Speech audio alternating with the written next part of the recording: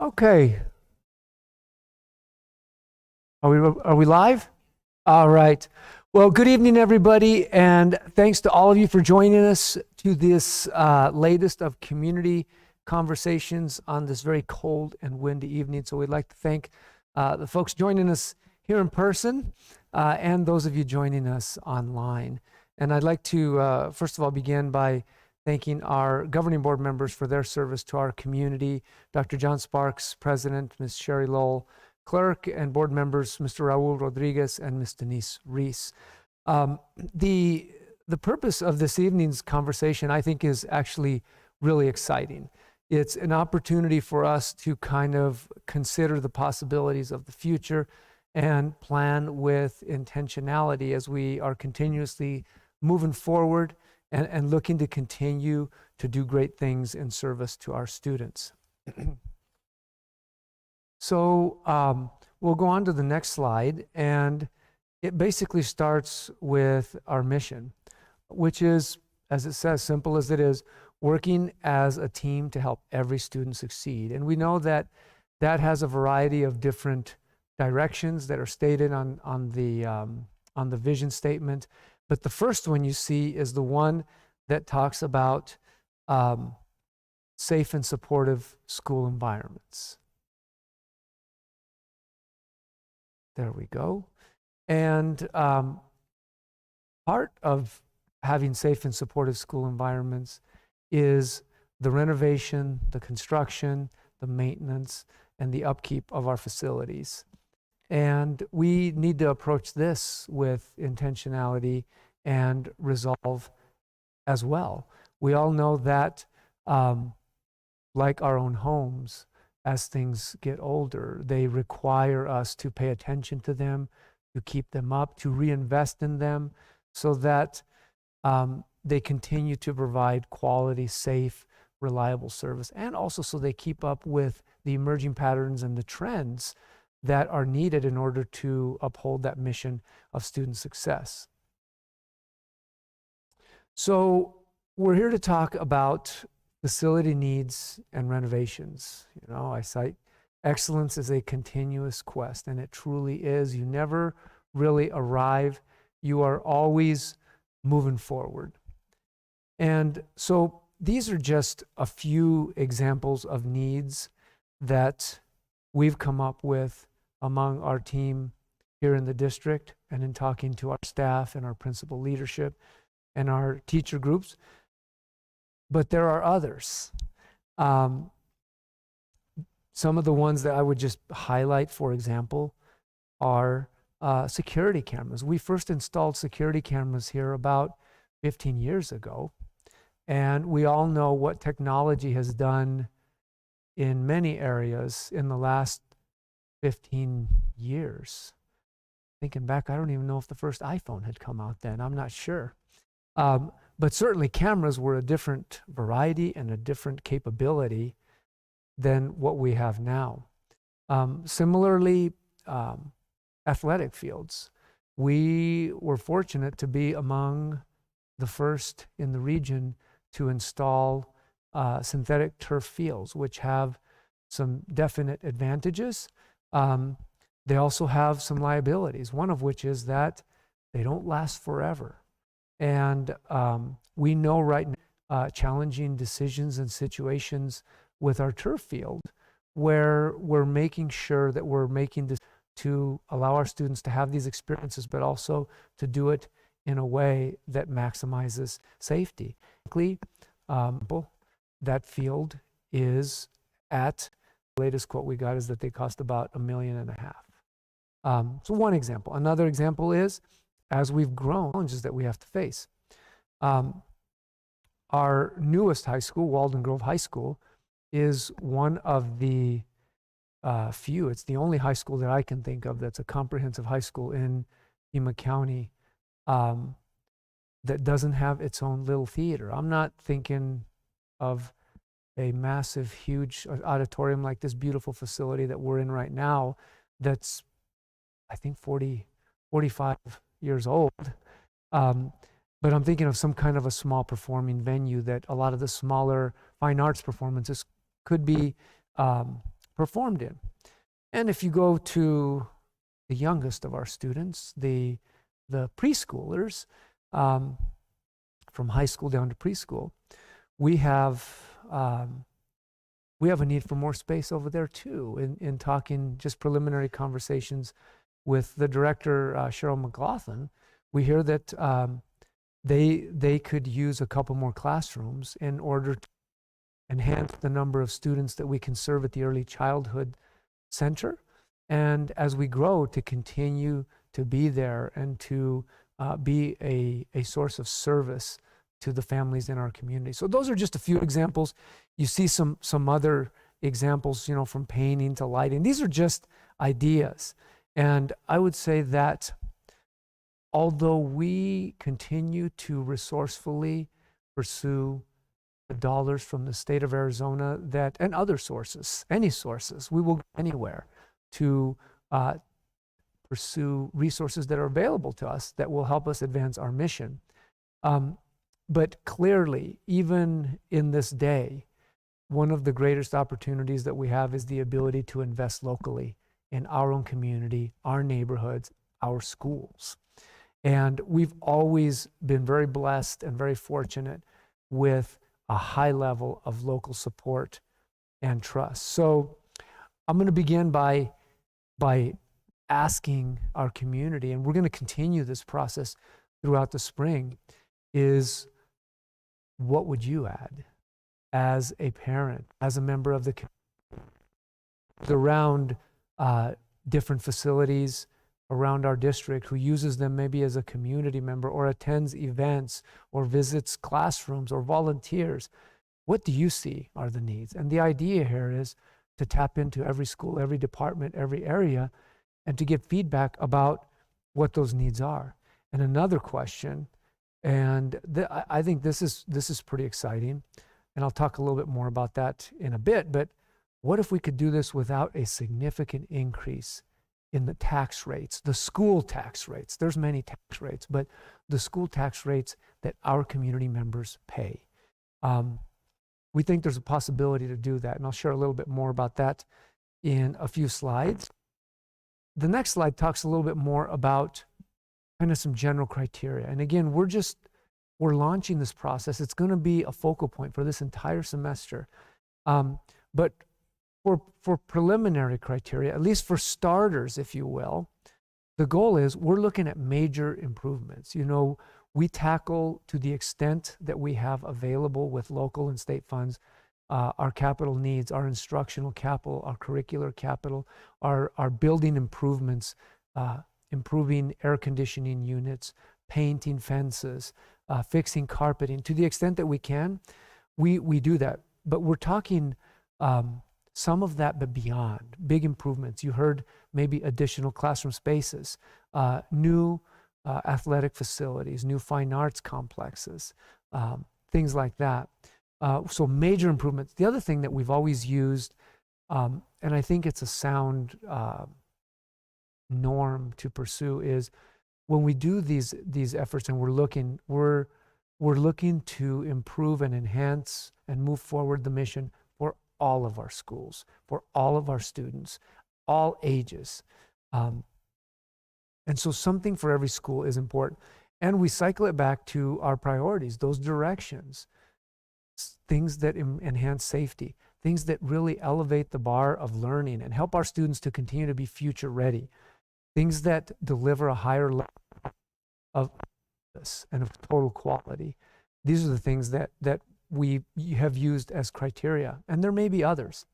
So I want to talk a little bit about kind of what we're going to do this spring, and I think our whole community is actually a part of this.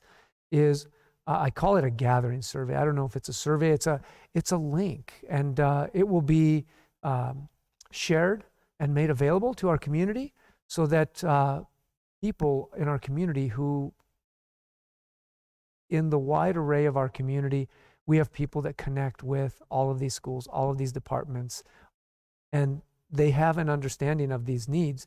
So we're going to strive to collect feedback starting the present, where people can add ideas at a particular school, a need on a playground, a need for a new roof that's been noticed, a need for an extra classroom, for particular technology or network capabilities or technology issues, or maybe equipment or facilities or things like that. And we're going to then work as a group in working with the community to refine that criteria, to look at when it comes time to tear down what's going to be our criteria, because I can almost guarantee that $45 or $50 million is a lot of money. It still is, even now, with the rising costs of construction and inflation and all of that. It will go really, really fast. And we have to be the best stewards that we can, if we do this, of our community and our resources, not just now, but for the long haul. We're going to refine criteria, evaluate those recommendations, and actually, hopefully, create a list, a best fit list that supports these criteria of major improvements, something for every school, and directly aligned with our mission and our vision.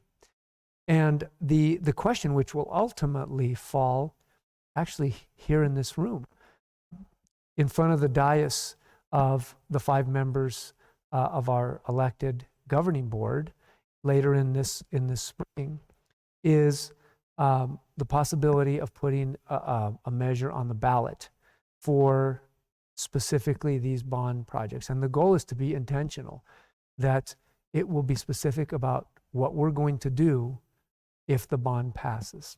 So I wanted to highlight that process. And again, the process this evening is just kind of to share the thoughts and to start to provide the opportunity for people to share. And we'll continue to be out in the community and in the schools to gather this information. But I just wanted to share a few tidbits. One is, I thought it'd be interesting to look at the age of our facilities. They range, but some of our oldest facilities, if you look at, for example, Sahuarita Primary School, the original buildings at SPS were opened in 1957. I'm looking around this room. I don't think anybody in this room right now was born in 1957. Not even me.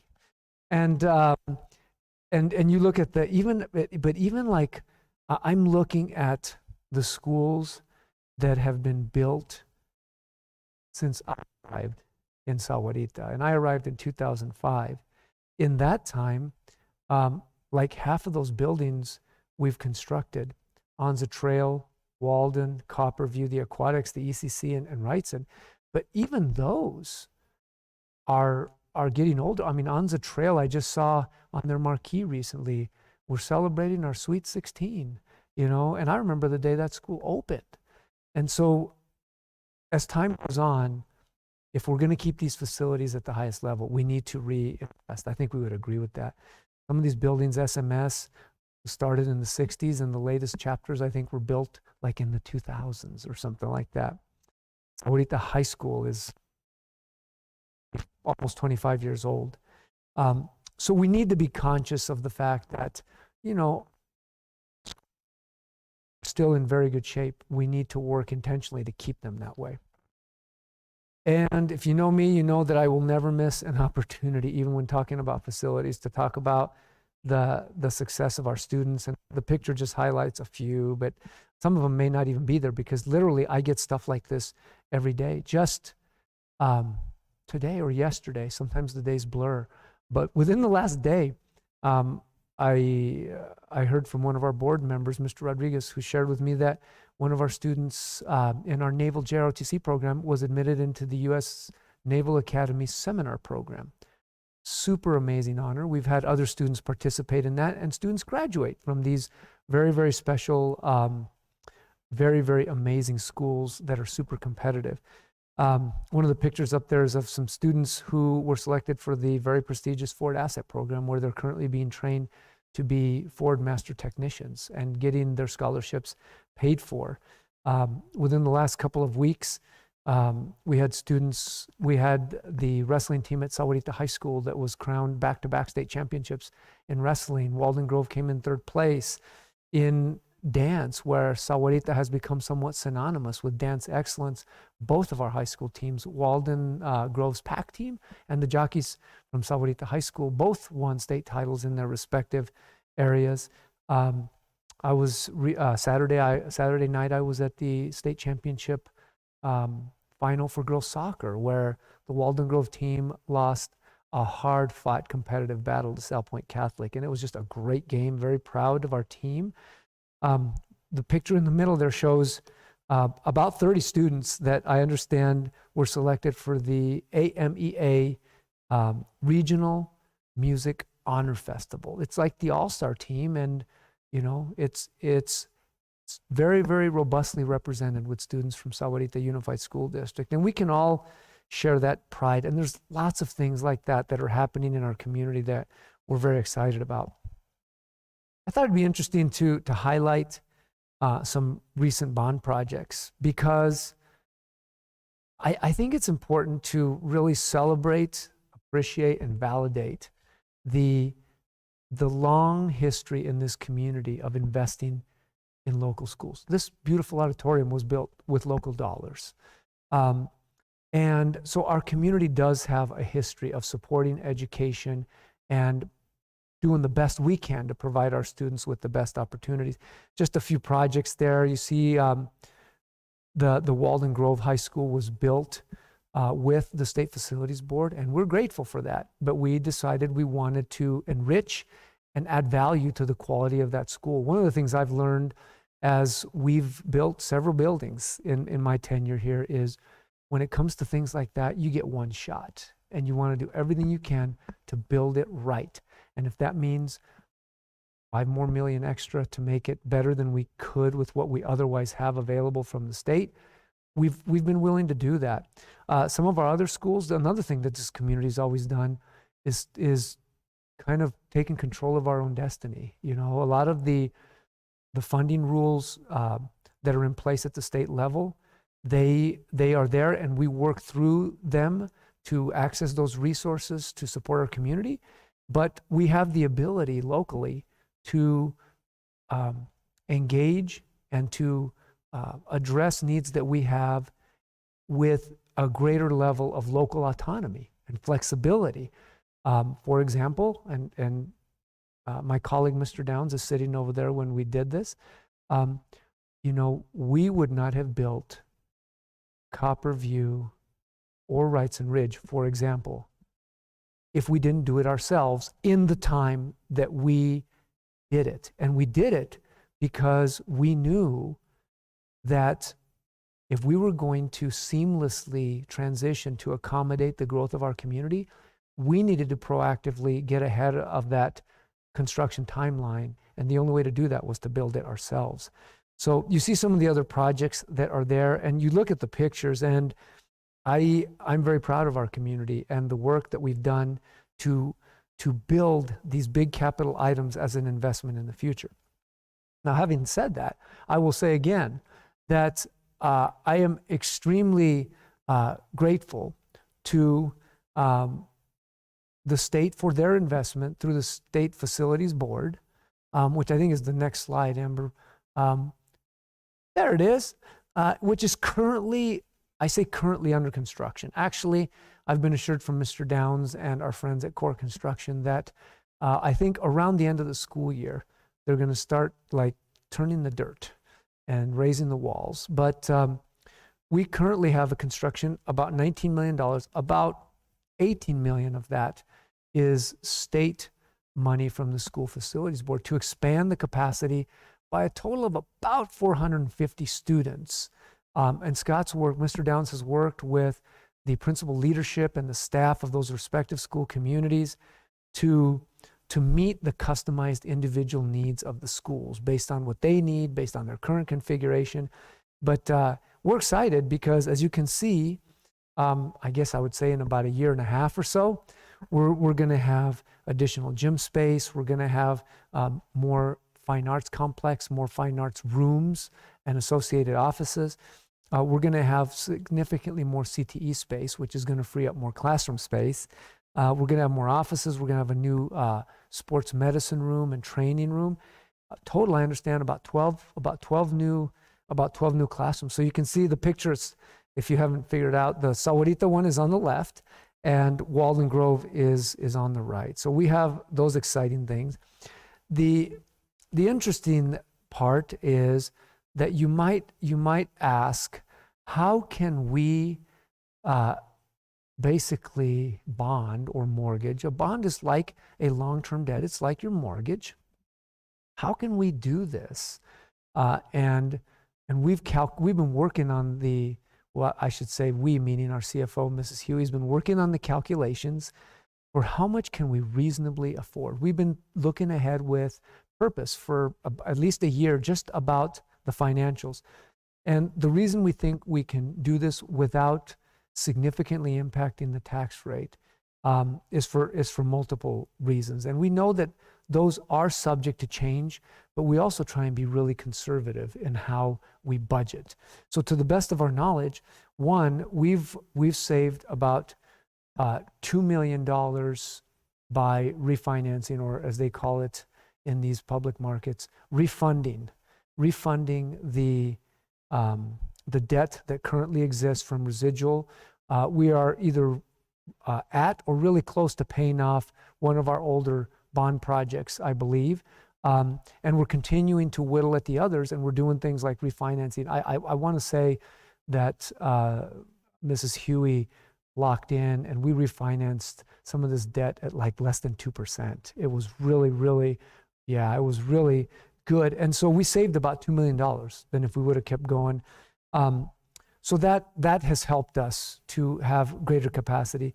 The other thing is, and this is where I say smart growth is good, and that's, I'm really proud to see the evolution of our community, the growth of our community, the amenities, the resources, the commercial sector, the business sector start to come in.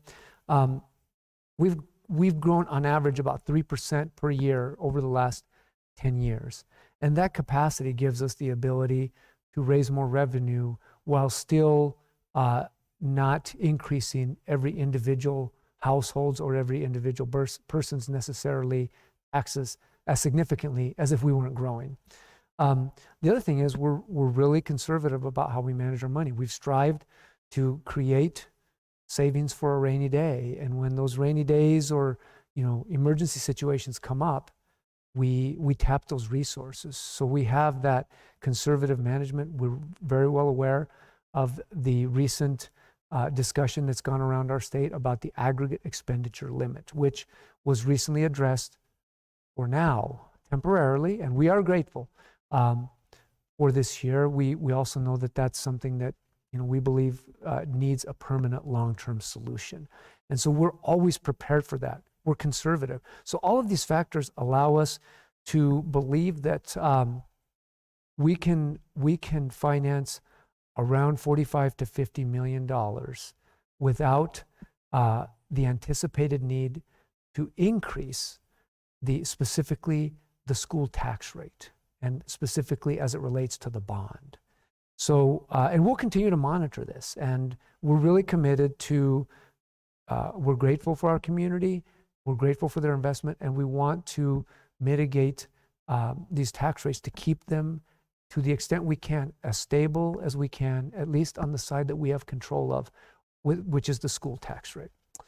So I guess we would go on with basically a question. Again, back to the beginning.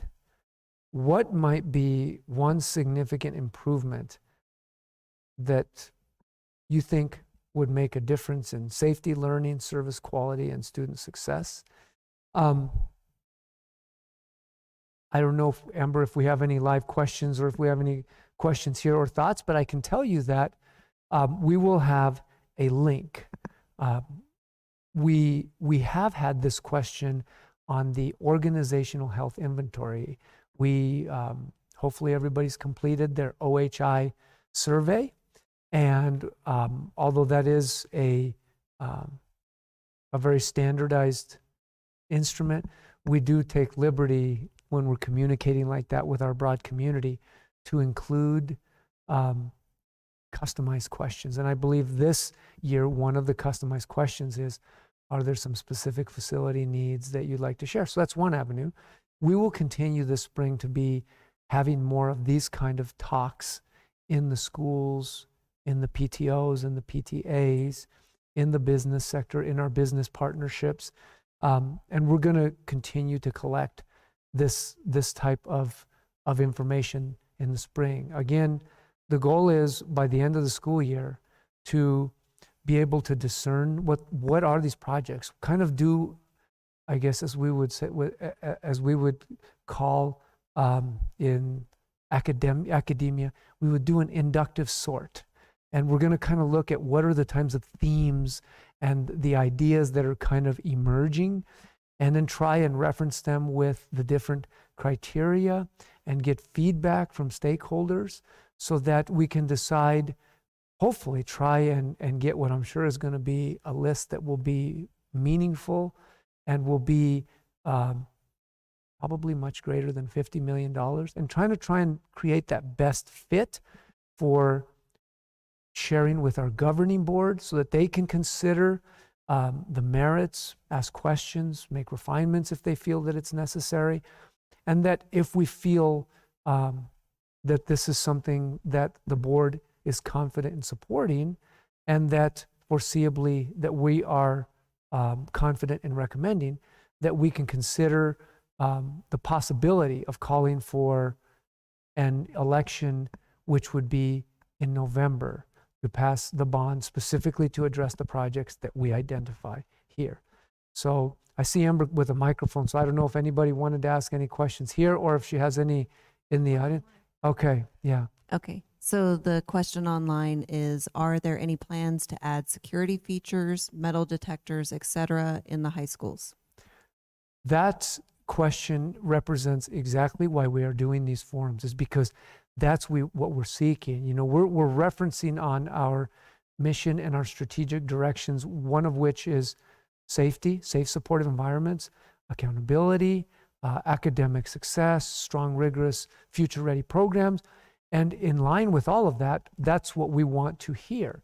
Of course, the first direction that is under our mission statement is safety and support of students. So, of course, those are the types of projects. And there are new and promising projects that are out there. Some of them, I met with an individual again today, where I heard about things to promote cybersecurity and cyber protection of our systems and our networks.